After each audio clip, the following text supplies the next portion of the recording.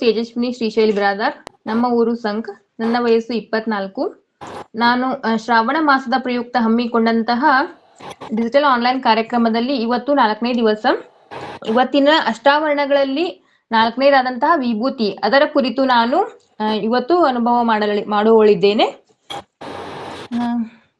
ಅಯ್ಯ ಎನಗೆ ವಿಭೂತಿಯೇ ಕುಲದೈವ, ಅಯ್ಯ ಎನಗೆ ವಿಭೂತಿಯೇ ಮನದೈವ, ಅಯ್ಯ ಎನಗೆ ವಿಭೂತಿಯೇ ಸರ್ವ ಕಾರಣ, ಅಯ್ಯ ಎನಗೆ ವಿಭೂತಿಯೇ ಸರ್ವ ಸಿದ್ಧಿ, ಅಯ್ಯ ಎನಗೆ ವಿಭೂತಿಯೇ ಸರ್ವ ವಶ, ಅಯ್ಯ ಕೂಡಲ ಚನ್ನ ಸಂಗಮ ದೇವ, ಶ್ರೀ ಮಹಾವಿಭೂತಿಯೆಂಬ ಪರಂ ಜ್ಯೋತಿ ನೀವಾದಿರಾಗಿ ಎನಗೆ ವಿಭೂತಿಯೇ ಸರ್ವವ್ಯಾಪಿ. ಸೃಷ್ಟಿಕರ್ತ ಲಿಂಗದೇವರನ್ನ ಮನದಲ್ಲಿ ಧ್ಯಾನಿಸಿಕೊಂಡು ವಿಶ್ವಗುರು ಮಂತ್ರಪುರುಷ ಮಹಾ ಮಾನವತಾವಾದಿ ಕರ್ನಾಟಕದ ಸಾಂಸ್ಕೃತಿಕ ನಾಯಕ ಅಪ್ಪ ಬಸವಣ್ಣನವರನ್ನ ಮನದಲ್ಲಿ ಪ್ರಾರ್ಥಿಸುತ್ತಾ ಪ್ರವಚನ ಪಿತಾಮಹ ಪರಮಪೂಜ್ಯ ಲಿಂಗಾನಂದ ಅಪ್ಪಾಜಿಯವರನ್ನ ಹಾಗೂ ಪ್ರಪ್ರಥಮ ಮಹಿಳಾ ಜಗದ್ಗುರು ಡಾಕ್ಟರ್ ಮಾತೆ ಮಹಾದೇವಿ ತಾಯಿಯವರನ್ನ ಹಾಗೂ ಈ ಡಿಜಿಟಲ್ ಅನುಭವ ಮಂಟಪ ಕಾರ್ಯಕ್ರಮದ ಕಾರಣೀಕರ್ತರು ಹಾಗೂ ನನ್ನ ದೀಕ್ಷಾ ಗುರುಗಳಾದಂತಹ ಪೂಜ್ಯ ಶ್ರೀ ಸದ್ಗುರು ಬಸವಪ್ರಭು ಸ್ವಾಮೀಜಿಯವರ ಪಾದಕ್ಕೆ ಹೆಣೆಮಣೆದು ಇವತ್ತಿನ ಈ ಶ್ರಾವಣ ಮಾಸದ ಪ್ರಯುಕ್ತ ಹಮ್ಮಿಕೊಂಡಂತಹ ಆನ್ಲೈನ್ ಕಾರ್ಯಕ್ರಮದಲ್ಲಿ ಭಾಗಿಯಾದ ಎಲ್ಲಾ ನನ್ನ ಶರಣ ತಾಯಿಗಳಿಗೆ ತಮಗೆಲ್ಲ ಭಕ್ತಿಪೂರ್ವಕ ಶರಣಾರ್ಥಿಗಳು. ನಾನು ವಿಭೂತಿಯ ಕುರಿತು ಸ್ಟಾರ್ಟ್ ಮಾಡೋಕ್ಕಿಂತ ಮೊದಲು ನಮ್ಮ ತಾಯಿಯವರು ವಿಭೂತಿಯ ಕುರಿತು ಒಂದು ಗಾಯನವನ್ನು ಮಾಡುತ್ತಾರೆ, ನಂತರ ಪ್ರಾರಂಭ ಮಾಡುತ್ತೇನೆ. ಓಂ ಶ್ರೀ ಗುರು ಬಸವಲಿಂಗಾಯ ನಮಃ. ಎಲ್ಲರಿಗೂ ಭಕ್ತಿಯ ಶರಣಾರ್ಥಿಗಳು. ವಿಭೂತಿ ಧರಿಸಿದರೆ ಹೋಗುವುದು ಭವರೋಗ, ವಿಭೂತಿ ಧರಿಸಿದರೆ ಹೋಗುವುದು ಭವರೋಗ, ವಿಭೂತಿ ಚಿನ್ನ ಚಿನ್ನವಯ್ಯ, ವಿಭೂತಿ ಚಿನ್ನ ಚಿನ್ನವಯ್ಯ, ಹುಣ್ಣು ಹುರುಕು ಹತ್ತಿ ಹುಚ್ಚೆದ್ದು ಕುಳಿತಾರೆ, ಹುಣ್ಣು ಹುರುಕು ಹತ್ತಿ ಹುಚ್ಚೆದ್ದು ಕುಳಿದರೆ ನಿಚ್ಚಳ ಮಾಡುವುದು ವಿಭೂತಿ ನಿನ್ನ, ನಿಚ್ಚಳ ಮಾಡುವುದು ವಿಭೂತಿ ನಿನ್ನ, ವಿಭೂತಿ ಚಿನ್ನ ಚಿನ್ನವಯ್ಯ, ವಿಭೂತಿ ಚಿನ್ನ ಚಿನ್ನವಯ್ಯ. ಅಟ್ಟಂತ ಗಡಿಗೆಗೆ ವಿಭೂತಿ ಧರಿಸಿದರೆ, ಅಟ್ಟಂತ ಗಡಿಗೆಗೆ ವಿಭೂತಿ ಧರಿಸಿದರೆ ಅಮೃತವಾಗುವುದು ಅಡುಗೆ ನಿನ್ನ, ಅಮೃತವಾಗುವುದು ಅಡುಗೆ ನಿನ್ನ, ವಿಭೂತಿ ಚಿನ್ನ ಚಿನ್ನವಯ್ಯ, ವಿಭೂತಿ ಚಿನ್ನ ಚಿನ್ನವಯ್ಯ. ತಂಬಿಗೆ ತಪ್ಪೇಲಿ ಎಂಜಳದ ಗಂಗಾಳು, ತಂಬಿಗೆ ತಪ್ಪೇಲಿ ಎಂಜಲದ ಗಂಗಾಳ ಮಡಿ ಮಾಡಿ ಬಿಡುವುದು ವಿಭೂತಿ ನಿನ್ನ, ಮಡಿ ಮಾಡಿ ಬಿಡುವುದು ವಿಭೂತಿ ನಿನ್ನ, ವಿಭೂತಿ ಚಿನ್ನ ಚಿನ್ನವಯ್ಯ, ವಿಭೂತಿ ಚಿನ್ನ ಚಿನ್ನವಯ್ಯ. ಮಕ್ಕಳು ಮರಿಗೆ ಪೀಡೆ ಪರಿಹಾರ, ಮಕ್ಕಳು ಮರಿಗೆ ಪೀಡೆ ಪರಿಹಾರ, ನೊಸಲಿಗೆ ಧರಿಸಲು ವಿಭೂತಿಯನ್ನ, ನೊಸಲಿಗೆ ಧರಿಸಲು ವಿಭೂತಿಯನ್ನ, ವಿಭೂತಿ ಚಿನ್ನ ಚಿನ್ನವಯ್ಯ, ವಿಭೂತಿ ಚಿನ್ನ ಚಿನ್ನವಯ್ಯ. ಲಿಂಗದ ಜೊತೆಗೆ ಶಿವಭಕ್ತರೆಲ್ಲ, ಲಿಂಗದ ಜೊತೆಗೆ ಶಿವಭಕ್ತರೆಲ್ಲ ಭಕ್ತಿಲಿ ಧರಿಸಿರಿ ವಿಭೂತಿಯನ್ನ, ಭಕ್ತಿಲಿ ಧರಿಸಿರಿ ವಿಭೂತಿಯನ್ನ, ವಿಭೂತಿ ಚಿನ್ನ ಚಿನ್ನವಯ್ಯ, ವಿಭೂತಿ ಚಿನ್ನ ಚಿನ್ನವಯ್ಯ. ಉಪ್ಪೂರ ದೊರೆ ನೆನೆದು ಧರಿಸಿದರೆ ಎಲ್ಲ, ಉಪ್ಪೂರು ದೊರೆ ನೆನೆದು ಧರಿಸಿದರೆ ಎಲ್ಲ ಹರಿಸುವುದು ಈ ಭವ ಬಂಧನವೆಲ್ಲ, ಹರಿಸುವುದು ಈ ಭವ ಬಂಧನವೆಲ್ಲ, ವಿಭೂತಿ ಚಿನ್ನ ಚಿನ್ನವಯ್ಯ. ವಿಭೂತಿ ಧರಿಸಿದರೆ ಹೋಗುವುದು ಭವರೋಗ, ವಿಭೂತಿ ಧರಿಸಿದರೆ ಹೋಗುವುದು ಭವರೋಗ, ವಿಭೂತಿ ಚಿನ್ನ ಚಿನ್ನವಯ್ಯ, ವಿಭೂತಿ ಚಿನ್ನ ಚಿನ್ನವಯ್ಯ, ವಿಭೂತಿ ಚಿನ್ನ ಚಿನ್ನವಯ್ಯ, ವಿಭೂತಿ ಚಿನ್ನ ಚಿನ್ನವಯ್ಯ. ಎಲ್ಲರಿಗೂ ಭಕ್ತಿಯ ಶರಣಾರ್ಥಿಗಳು. ಮೊದಲಿಗೆ ವಿಭೂತಿ ಎಂದರೇನು ಅಂತ ನೋಡೋಣ. ವಿಭೂತಿ ಎಂಬ ಪದಕ್ಕೆ ಪವಿತ್ರ, ಭಸ್ಮ, ಮಹಿಮೆ, ಐಶ್ವರ್ಯ, ಶ್ರೇಷ್ಠತೆ ಎಂಬ ಅರ್ಥಗಳಿವೆ. ಲಿಂಗಾಯತ ಪರಂಪರೆಯಲ್ಲಿ ವಿಭೂತಿಯ ಪವಿತ್ರವಾದ ಭಸ್ಮವೆಂದು ಪರಿಗಣಿಸಲಾಗುತ್ತೇವೆ. ಲಲಾಟದಲ್ಲಿ ವಿಭೂತಿಯನ್ನು ಧರಿಸುವುದು ಶಿವಸ್ಮರಣೆಯ ಒಂದು ಸಂಕೇತ. ಆದರೆ ಇಲ್ಲಿ ನಾವು ಒಂದು ಬಹಳ ಮುಖ್ಯವಾದ ವಿಚಾರವನ್ನು ಅರ್ಥ ಮಾಡಿಕೊಳ್ಳಬೇಕು. ವಿಭೂತಿ ಎಂದರೆ ಕೇವಲ ಹಣೆಗೆ ಹಚ್ಚಿಕೊಳ್ಳುವ ಬಿಳಿ ಭಸ್ಮವಲ್ಲ. ಅದರ ಹಿಂದೆ ಒಂದು ದೊಡ್ಡ ಆಧ್ಯಾತ್ಮಿಕ ಸಂದೇಶವಿದೆ. ಭಸ್ಮ ನಮಗೆ ಹೇಳುವುದು, ಈ ದೇಹವು ಒಂದು ದಿನ ಭಸ್ಮವಾಗುತ್ತದೆ. ನಮ್ಮ ಸೌಂದರ್ಯ, ಸಂಪತ್ತು, ಅಧಿಕಾರ, ಸ್ಥಾನಮಾನ ಇವು ಯಾವು ಶಾಶ್ವತವಲ್ಲ. ಇವು ಬರ್ತಾವು ಮತ್ ಹೋಗ್ತಾವು. ಆದ್ರ ನಮಗ ಶಾಶ್ವತ ನಮ್ಗ್ ನೆನಪಿಗೆ ಕೊಡುವುದು, ನಮ್ ಜೀವನ ಸಾರ್ಥಕ ಮಾಡಿ ಕೊಡುದು ಯಾವತ್ತಂದ್ರ ಅದು ವಿಭೂತಿ ಮಾತ್ರ. ಮತ್ ನಮ್ಗ್ ವಿಭೂತಿ ಏನ್ ಕಲಿಸ್ಕೊಡ್ತೈತಿ ಎರಡನೇದಾಗಿ ನೋಡೋಣಂತ. ವಿಭೂತಿಯ ಮೊದಲ ಸಂದೇಶ ಅನಿತ್ಯತೆ. ಅಂದ್ರ ಅದೇ ಈಗ ನಮ್ ಬಳಿ ಇರೋ ಹಣ, ಅಧಿಕಾರ, ಸ್ಥಾನಮಾನ ಇವೆಲ್ಲ ಈಗ ಕಾಲ ಬದಲಾದಂಗ ಎಲ್ಲ ಹೆಚ್ಚು ಆಗ್ಬಹುದು, ಕಡಿಮೆ ಆಗ್ಬಹುದು. ಆದ್ರೆ ನಾವು ಮಾಡಿದ ಒಳ್ಳೆ ಕೆಲಸ ಇರ್ಬಹುದು. ಮತ್ತ ಈಗ ನಾವು ಒಳ್ಳೆ ಕೆಲಸ ಮಾಡಿದ್ವಿ ಅಂದ್ರ, ದಾಸೋಹ ಮಾಡಿದ್ವಿ ಅಂದ್ರ, ನಾವ್ ಯಾವಾಗ್ಲೂ ಸತ್ಯ ನುಡಿದಿವಿ ಅಂದ್ರ, ಪ್ರಾಮಾಣಿಕತೆಯಿಂದ ಇದ್ವಿ ಅಂದ್ರ, ಮತ್ತ ಹಿಂಗೆ ಮಾನವೀಯತೆಯಿಂದ ಇದ್ವಿ ಅಂದ್ರ ಅವು ನಮಗ ಅಹಂಕಾರ ಯಾವಾಗ್ಲೂ ಶಾಶ್ವತವಾಗಿ ಉಳಿತಾವು. ಮತ್ ನಮ್ಮ ಅಹಂಕಾರವನ್ನು ಕೂಡ ಕಡಿಮೆ ಮಾಡ್ತಾವ್. ಅದಕ್ಕ ವಿಭೂತಿ ಏನ್ ಹೇಳತ್ತಂದ್ರ ನಾವ್ ಹೊತ್ಕೊಂಡ್ರ ನಮಗ ಅಹಂಕಾರ ಬೇಡ, ಸೇವೆ ಮಾಡು. ದ್ವೇಷ ಬೇಡ, ಪ್ರೀತಿ ಬೆಳೆಸು. ಅನ್ಯಾಯ ಬೇಡ, ಸತ್ಯದ ಮಾರ್ಗದಲ್ಲಿ ನಡೆ ಅಂತ ಇದು ವಿಭೂತಿ ನಮ್ಗೆ ಕಲಿಸ್ಕೊಡ್ತೈತಿ. ಇನ್ ನಾವು ವಿಭೂತಿಯನ್ನ ಏಕೆ 3 ಎಳೆಯಾಗಿ ಧರಿಸಬೇಕು ಅಂತ ನೋಡೋಣ. ವಿಭೂತಿ 3 ಎಳೆ ಯಾಕಂದ್ರ ಸತ್ ಪ್ಲಸ್ ಚಿತ್ ಪ್ಲಸ್ ಆನಂದ, ಇಷ್ಟ ಪ್ಲಸ್ ಪ್ರಾಣ ಪ್ಲಸ್ ಭಾವ, ಸೃಷ್ಟಿ ಪ್ಲಸ್ ಸ್ಥಿತಿ ಪ್ಲಸ್ ಲಯ, ಅಕಾರ ಪ್ಲಸ್ ಊಕಾರ ಪ್ಲಸ್ ಮಕಾರ. ಈ ಸ್ವರೂಪವೇ ವಿಭೂತಿ. ವಿಭೂತಿಗೆ ಜಾತಿ ಧರ್ಮವಿಲ್ಲ. ಇನ್ನೊಂದ್ ಕಡೆ ನೋಡ್ಬೇಕಂದ್ರ ದೇಹ ನಮ್ದ ಶುದ್ಧವಾಗಿರ್ಬೇಕು, ಮನಸ್ಸು ಶುದ್ಧವಾಗಿರ್ಬೇಕು. ಆತ್ಮಜ್ಞಾನಕ್ಕಾಗಿ ನಾವು ಪ್ರಯತ್ನ ಮಾಡ್ಬೇಕು. ಇನ್ನ ಮೂರು ಬೆರಳು ಹಣೆಯ ಮೇಲೆ ವಿಭೂತಿಯ ಧರಿಸುವ ಸಂಕೇತವೇನೆಂದ್ರ ಸತ್ವ, ರಜ, ತಮೋ ಗುಣಗಳನ್ನು ಕಳೆದುಕೊಂಡು ಸತ್ ಚಿತ್ ಆನಂದದಲ್ಲಿರುವ, ಅಂದರೆ ನಕಾರಾತ್ಮಕ ಭಾವನೆಗಳನ್ನು ಸುಟ್ಟು ಯಾವಾಗಲೂ ಸಕಾರಾತ್ಮಕ ಯೋಜನೆಯಲ್ಲಿ ಭೂತಿ ಅಂದರೆ ಇರುವುದು. ವಿಭೂತಿ ಅಂದರೆ ವಿಶೇಷವಾಗಿ ಆಗುವುದು. ಅಂದರೆ ಕೇವಲ ವ್ಯಕ್ತಿಯಾಗಿರುವವನು ವ್ಯಕ್ತಿತ್ವದಿಂದ ಶೋಭಿಸಬೇಕು, ಪರಿವರ್ತನೆಗೊಳ್ಳಬೇಕು. ಇನ್ನ ನಾವು ವಿಭೂತಿಯ ಉಪಯೋಗಗಳನ್ನು ನೋಡೋಣ. ಮೊದಲು ನಾವು ವಿಭೂತಿ ಹಚ್ಕೊಂಡಿವಂದ್ರ ನಮ್ ಬಾಡಿ ಟೆಂಪರೇಚರ್ ಕಂಟ್ರೋಲ್ ಆಗಿ ಇರ್ತದತ್ತ. ಇದೊಂದು ನಾ ಇವತ್ತ ತಿಳ್ಕೊಂಡೆ, ಗೊತ್ತಿಲ್ಲ ನಂಗೆ ಇಷ್ಟ ದಿನ. ಇವತ್ತು ಮುಂಜಾನೆ ಒಂದು ಮೊಬೈಲ್ನಾಗ ನೋಡ್ತಾ ಇದ್ದೆ, ಅವಾಗ ಗೊತ್ತಾಯ್ತು ಬಾಡಿ ಟೆಂಪರೇಚರ್ ಕಂಟ್ರೋಲ್ ಆಗಿ ಇರ್ತದ.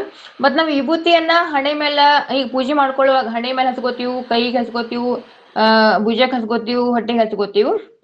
ಹಂಗ ಮತ್ತಿನ್ನ ಈ ಜ್ವರ ಬಂದಾಗದು ನಾವು ಸ್ವಲ್ಪ ಹಸಿ ಮಾಡಿ ವಿಭೂತಿನ ಹಣಿ ಮೇಲೆ ಹಚ್ಕೊಂಡಿವಂದ್ರ ನಮ್ಮ ಜ್ವರ ಬಂದಾಗ ಬಾಡಿ ಟೆಂಪರೇಚರ್ ಜಾಸ್ತಿ ಆಗಿರ್ತೈತಿ. ನಾವ್ ಅದ್ ಹಸಿ ಮಾಡಿ ವಿಭೂತಿ ಹಚ್ಕೊಳ್ಳೋಣ, ನಮ್ ಬಾಡಿ ಟೆಂಪರೇಚರ್ ಕಡಿಮೆ ಆಗಿ ಆರಾಮ್ ಆಗ್ತಿವತ್ ನೋಡ್ರಿ. ನೆಕ್ಸ್ಟ್ ಟೈಮ್ ಯಾರಾದ್ರೂ ನಿಮಗ ಜ್ವರ ಬಂದಾಗ ಇದನ್ನ ಟ್ರೈ ಮಾಡಿ ನೋಡ್ರಿ. ಇನ್ನ ನಾವು ಬಸವಣ್ಣನವರ ದೃಷ್ಟಿಯಲ್ಲಿ ವಿಭೂತಿಯ ವಚನಗಳನ್ನು ನೋಡೋಣ. ಮೊದಲಿಗೆ ನಿಮ್ಗೆಲ್ಲಾ ಗೊತ್ತಿರೋಗೆ, ಮೊದಲಿಗೆ ಗಿರಿಜಾತಾಯಿಯವರು ಕೂಡ ಹೇಳಿದ ಹಾಗೆ, ನೀರಿಗೆ ನೈದಿಲೆ ಶೃಂಗಾರ, ಸಮುದ್ರಕ್ಕೆ ತೆರೆ ಶೃಂಗಾರ, ಗಗನಕ್ಕೆ ಚಂದ್ರಮನೆ ಶೃಂಗಾರ, ನಾರಿಗೆ ಗುಣವೇ ಶೃಂಗಾರ, ನಮ್ಮ ಕೂಡಲ ಸಂಗನ ಶರಣರ ನೊಸಲಿಗೆ ವಿಭೂತಿಯೇ ಶೃಂಗಾರ. ಇದ್ರೊಳಗ ಏನ್ ಹೇಳ್ಯಾರ ನೋಡ್ರಂದ್ರ, ಈಗ ನೀರ್ ಒಳಗ ಕಮಲ್ ಇದ್ರ ಚಂದ ಕಾಣ್ತೈತಿ ನೋಡಕ್, ಅದಕ್ಕದ ಶೃಂಗಾರ. ಮತ್ತ ಸಮುದ್ರಕ್ಕೆ ತೆರೆ ಶೃಂಗಾರ ಅಂದ್ರ ಸಮುದ್ರ ಒಳಗ ಅಲೆಗಳು ಬರುದು ಹೋಗುದು ಮಾಡ್ತಿದಂದ್ರ ಚಂದ ಕಾಣ್ತೈತಿ. ಹಂಗ ಆಕಾಶ ಒಳಗ ಚಂದ್ರಾಮ ಇದ್ದಂದ್ರ ಚಂದ ಕಾಣ್ತೈತಿ. ಮತ್ತ ನಾರಿ ಅಂದ್ರ ಈಗ ಮಹಿಳೆ, ಸ್ತ್ರೀ ನಾವೆಲ್ಲರೂ, ನಮಗ ಗುಣ ಇದ್ರ ಚಂದ. ಈಗ ಕೆಲವೊಬ್ರು ನೋಡ್ಲಾಕ್ ಚಂದ ಇದ್ದು ಗುಣ ಚಲೋ ಇರ್ಲಿಲ್ಲ ಅಂದ್ರ ತಗೊಂಡ್ ಏನ್ ಮಾಡ್ಬೇಕು? ಅದಕ್ಕ ನೋಡ್ಲಾಕ್ ಚಂದ ಇರ್ಲಿಲ್ಲ ಅಂದ್ರೂ ಪರವಾಗಿಲ್ಲ, ಆದ್ರ ಗುಣ ಚೆನ್ನಾಗಿರ್ಬೇಕಂತ ಅವ್ರಿಗೆ, ಅದು ಆ ಮಹಿಳೆಗೆ ಅದೇ ಶೃಂಗಾರ ಶೋಭಿಸ್ತೈತಿ ಅಂತ ಹೇಳ್ಯಾರು.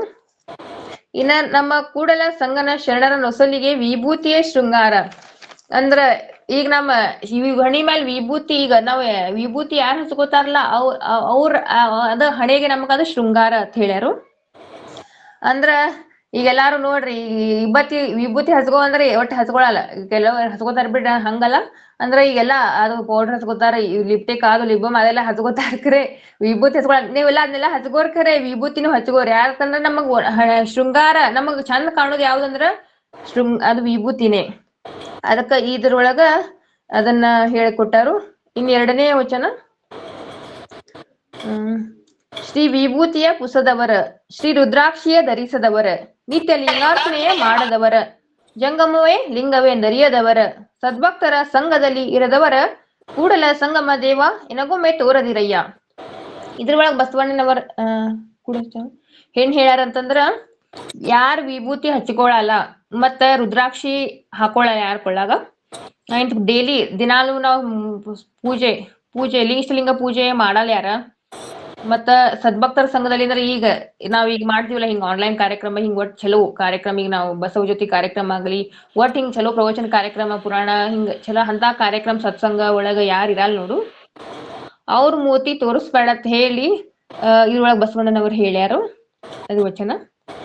ಇನ್ನೊಂದು ವಚನ, ಅಡ್ಡ ವಿಭೂತಿ ಇಲ್ಲದವರ ಮುಖ ಹೊಲ್ಲ ನೋಡಲಾಗದು, ಲಿಂಗ ದೇವಲ್ಲ ತಾವು ನೆರವಿಂದೆ ಹೋಗಲಾರದು, ದೇವ ಭಕ್ತರಿಲ್ಲ ದೂರು ಸೀನೆ ಹಾಳು ಕೂಡಲ ಸಂಗಮ. ಇದ್ರಾಗೂ ಅದ್ ಹೇಳ್ಯಾರ ನೋಡ್ರಿ, ವಿಭೂತಿ ಹಚ್ಕೊಳ್ಳೋರ ಮುಖ ನೋಡಾಕ್ ಆಗಲ್ಲ ಅಂತ ಹೇಳ್ಯಾರು. ಕೊಳ್ಳಾಗ ಲಿಂಗ ಇರಲ್ದವ್ರು ಅವ್ರ ನೆರವಿಂದೆ ಅಂದ್ರ ಈಗ ಯಾರು ಹೋಗಲ್ ಜಾಗ ಆತದು, ಹಿಂಗ ಮನುಷ್ಯ ಕಾಡ್ಗತ್ಲಿ ಅತ್ ಹಿಂಗ ಅಲ್ಲಿ ಹೋಗಲ್ಲ ಅಂತ ಹೇಳ್ಯಾರು. ದೇವ ಭಕ್ತರಲ್ಲಿ ದೂರು ಸೀನೆ ಹಾಳು, ಅದು ಊರು ಹಾಳು ಅಂತ ಹೇಳಿದರು. ಅವ್ರು ಯಾರು ಹಿಂಗ ಪೂಜೆ ಅದು ಮಾಡಲ್ಲ ಸರಿಯಾಗಿ, ಅವ್ರದ್ದು ಊರು ಹಾಳು ಹಿಂಗ ಹೇಳಿದಾರು. ಇನ್ನೊಂದು ವಚನ, ಕರಿ ಅಂಜುವುದು ಅಂಕುಶಕ್ಕಯ್ಯ, ಗಿರಿ ಅಂಜುವುದು ಕುಲಶಕ್ಕಯ್ಯ, ತಮಂದನ ಅಂಜುವುದು ಜ್ಯೋತಿಗಯ್ಯ, ಕಾನನ ಅಂಜುವುದು ಬೇಗಗಯ್ಯ, ಪಂಚ ಮಹಾಪಾತಕ ಅಂಜುವುದು ಕೂಡಲ ಸಂಗನ ನಾಮಕ್ಕಯ್ಯ. ಇದ್ರೊಳಗೆ ಏನ್ ಹೇಳ್ಯಾರತ್ತಂದ್ರ, ಕರಿ ಅಂದ್ರ ಆನೆ ಎಷ್ಟ್ ದೊಡ್ಡದಿದ್ರು ಅದ್ ಎಲ್ಲಕ್ಕಿಂತ ಶ್ರೇಷ್ಠ, ಆದ್ರ ಯಾವ್ದಕ್ಕೂ ಅಂಜಲ್ಲ. ಆದ್ರ ಅದು ಅಂಕುಶ, ಅದ ಆನೆ ನಡೆಸೋ ಮಾವುತ, ಅವನ ಕೈಯಾಗ ಅಂಕುಶ ಇತ್ತಂದ್ರ ಅದರಿಂದ ಅವ ಎಲ್ಲ ಕಂಟ್ರೋಲ್ ಮಾಡ್ತಾನ, ಅದಕ್ಕೆ ಅನ್ಸ್ತೈತಿ. ಗಿರಿ ಅಂಜುವುದು ಕುಲಶಕ್ಕಯ್ಯ, ಗಿರಿ ಅಂದ್ರ ಪರ್ವತ ಈಗ ಅದು ಎಷ್ಟೇ ದೊಡ್ಡದಿದ್ರು ಅದು ಒಂದು ಸಣ್ಣ ವಜ್ರದ ಅದ್ರ ಮೇಲೆ ಬಿದ್ರುನು ಅದು ಇದು ಆಗ್ಬಿಡ್ತೈತಿ.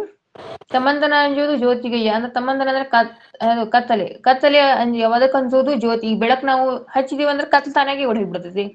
ಹಂಗ ಪಂಚ ಮಹಾಪಾತಕ ಅಂಜುವುದು ಅಂದ್ರ ಕೂಡಲ ಸಂಗಮ ನಾಮಕ್ಕಯ್ಯ ಅಂದ್ರ, ಈಗ ಮೊದಲ ಸಣ್ಣವರಿದ್ದಾಗ ಹತ್ತಿದ್ರಲ್ಲ ದೆವ್ವ ಭೂತ ಅದು ಹಿಂಗ ವಿಭೂತಿ ಹಚ್ಕೊಳ್ಳೋಣ ಎಲ್ರ ಹೋಗಾಗ ಹಚ್ಕೊಂಡ್ ಹೋಗ್ರಿ, ನಿಮ್ಗ ವಿಭೂತಿ ಹಚ್ಕೊಂಡ್ರ ದೆವ್ವ ಅದೆಲ್ಲ ಓಡಿ ಹೋಗ್ತಾವ ಹತ್ತಿದ್ರ ಅವಾಗ ಸುಮ್ ಹಂಗೆ. ಆದ್ರ ಅದು ಬಸವಣ್ಣರ ವಚನದಾಗ ಇಲ್ಲೇ ಕೊಟ್ಟಿದಾರ ನೋಡಿ, ಪಂಚ ಮಹಾಪಾತಕ ಅಂಜುವುದು ಕೂಡಲ ಸಂಗಮ, ಅದನ್ನೆಲ್ಲ ಹಚ್ಕೊಂಡ್ರ ಅವೆಲ್ಲ ಓಡಿ ಹೋಗ್ತಾವ, ನಮ್ ಸಮೀಪ ಯಾವು ಬರಲ್ಲ, ಅದಕ್ಕ ಎಲ್ಲಾರು ವಿಭೂತಿ ಹಚ್ಕೋರಿ ಅಂತ ಇದ್ರೊಳಗ ಹೇಳಿದಾರ. ಇನ್ನು ಕುಂಬಾರ ಗುಂಡಯ್ಯನವ್ರ ಒಂದ್ ಕತಿ ಒಂದು ನೋಡಿ ಮುಂದ ನೆಕ್ಸ್ಟ್ ನೋಡೋಣ. ಕುಂಬಾರ ಗುಂಡಣ್ಣನವರು ಅವ್ರದ್ದು ಏನ್ ಕಾಯಕ ಮಡಿಕೆ ಮಾಡೋದು, ಮಣ್ಣ್ ತಂದ ಹದ ಮಾಡೋದು, ಮಡಿಕೆ ಮಾಡೋದು. ಅವ್ರು ಡೈಲಿ ಮಾಡ್ತೀರ, ಅವ್ರ ಹಣಿ ಮೇಲೆ ಯಾವತ್ತೂ ವಿಭೂತಿ ಇರೋದು.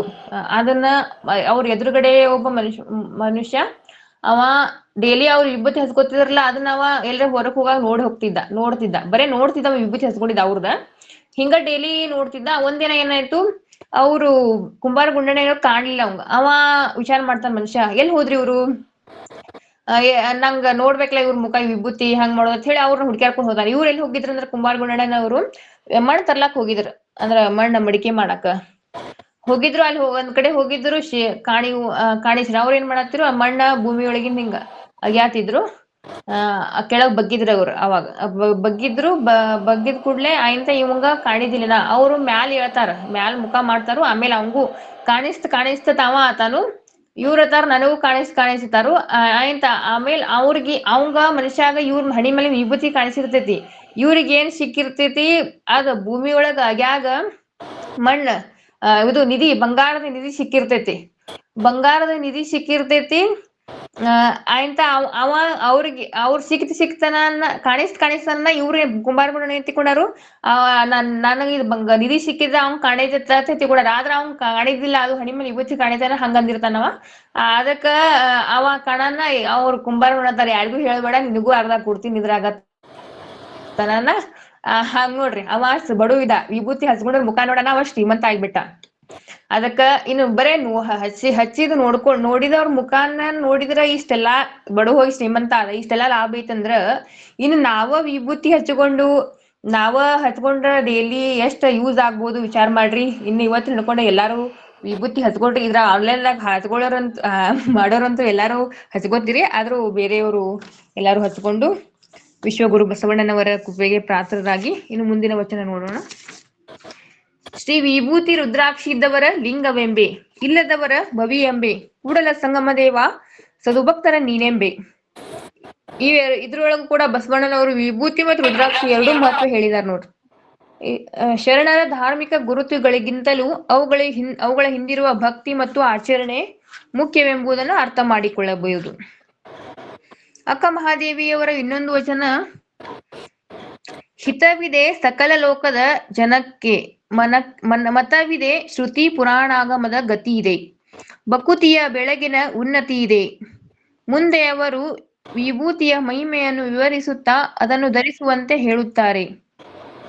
ಈ ವಚನವು ಅಕ್ಕ ಮಹಾದೇವಿಯರ ಚನ್ನ ಮಲ್ಲಿಕಾರ್ಜುನನ ಅಂಕಿತದ ವಚನವಾಗಿದೆ. ಇದ್ರೊಳಗ ಅಕ್ಕ ಮಹಾದೇವಿಯರು ಏನ್ ಹೇಳಿದ್ರೆ, ವಿಭೂತಿಯನ್ನು ಕೇವಲ ಭಸ್ಮವೆಂದು ನೋಡುವುದಿಲ್ಲ, ಅದು ಭಕ್ತಿ, ಆಧ್ಯಾತ್ಮಿಕ ಮತ್ತು ಶಿವಸ್ಮರಣೆಯ ಸಂಕೇತ.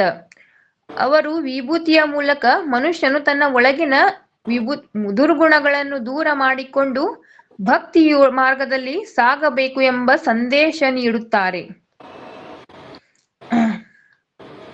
ವಿಭೂತಿ ಅಹಂಕಾರವನ್ನು ಭಸ್ಮ ಮಾಡುವ ಸಂಕೇತ.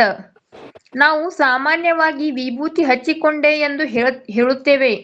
ಆದರೆ ಶರಣರ ತತ್ವದಲ್ಲಿ ನಾವು ಇನ್ನೊಂದು ಪ್ರಶ್ನೆ ನಮ್ಮೊಳಗೆ ನಾವು ಕೇಳ್ಕೋಬೇಕು. ನಮ್ಮೊಳಗಿನ ಅಹಂಕಾರ ಭಸ್ಮವಾಗಿದೆಯೇ?